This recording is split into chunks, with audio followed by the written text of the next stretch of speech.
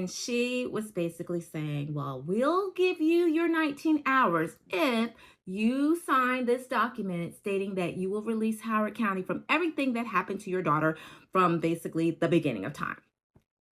I was like, what? Are you serious? No, I wasn't signing anything like that. It just didn't make sense that anyone would even offer such a thing. During this meeting, the ALJ said that the meeting was going to be recorded. And I thought it was kind of strange because he was recording it on like his iPhones. I thought maybe he would have like some kind of professional recording device. During that meeting, I said no, I did not want to give my signature in exchange for 19 hours. I just wanted the 19 hours because that's what she was entitled to.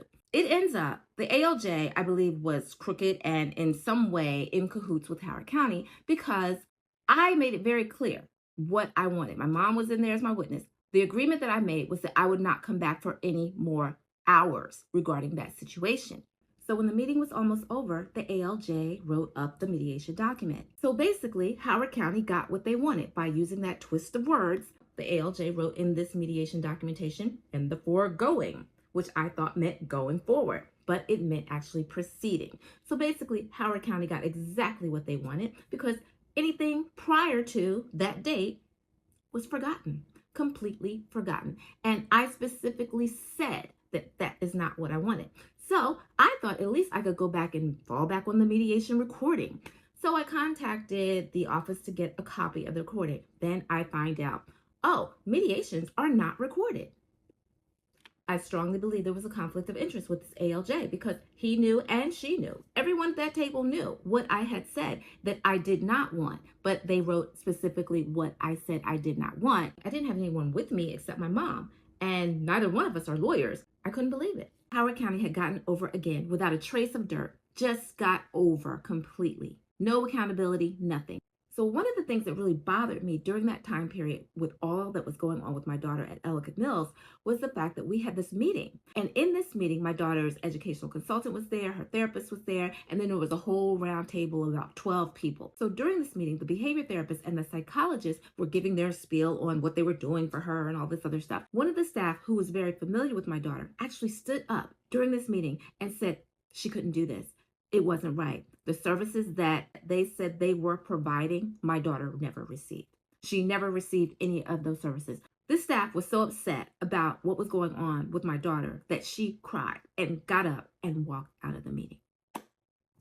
I just thank God that she spoke up because the reality is everyone tried to turn everything around to make it look like it was her when really the staff who were supposed to be providing her these services never provided the services. And I would have never known if she didn't speak up. That was a really important piece because here she is in 7th grade and staff are reporting, because remember, staff will report what they want to report, saying that she received these services when she actually did not. The room was quiet. Not a sound. You could hear a pin drop. But a few minutes later, it was business as usual, like nothing ever happened. You would think the following year that those same staff would not have been there. Well, guess what? They were still there, likely still documenting inaccurate information. Interestingly, I got an email to go over her functional behavior assessment. It was so twisted because she didn't have an IEP for 2 years. However, even though the state said that Howard County did not ensure that my daughter's IEP was provided to the teachers at the start of the 2022 to 2023 school year. Remember, they didn't even look at the 2021 to 2022. They started from the 2022 to 2023 school year, even though my complaint was submitted in April 2023. They said that even though this was a violation, notwithstanding this violation, MSDE finds that there is documentation that staff were aware of the behavioral needs of the student. And they were also aware of the supports that needed to be provided to her. Therefore, no student-specific corrective action is necessary.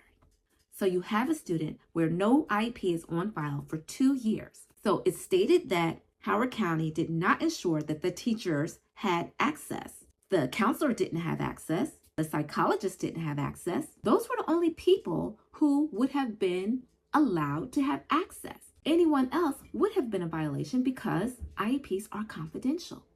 Now, regarding the functional behavior assessment that was completed in May 2023, the month that my daughter graduated, the state required that Howard County would provide documentation by October 1st of 2023 to determine whether the delay in completing and reviewing that FBA, which was recommended on May 10th, 2022, had a negative impact on the student's ability to benefit from the educational program. Howard County did not have that documentation by October 1st, 2023, because we met on February 2024. When I went back to the MSDE report, it was clearly documented that that was a violation. However, Howard County had a staff at this meeting who was supposedly monitoring my daughter and who was a part of her care.